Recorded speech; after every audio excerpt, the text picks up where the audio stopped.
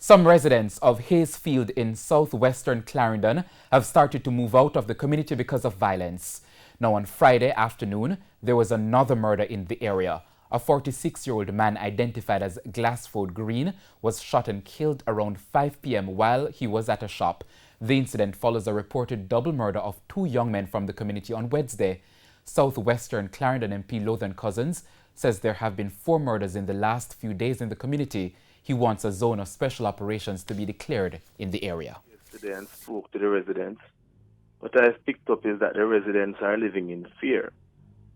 And many residents have opted to relocate because they do not know what will happen next. My suggestion is to declare a zone of special operation for that specific area, that is the Hayfield and Cofalls. It's a relatively small area that can be easily policed. And the area is lacking in social intervention programs. And so the ZOSO would be ideal for that area because the social intervention program could be mixed with the crime fighting effort. And so we could address the long-standing issues affecting that area because the crime situation there is not new.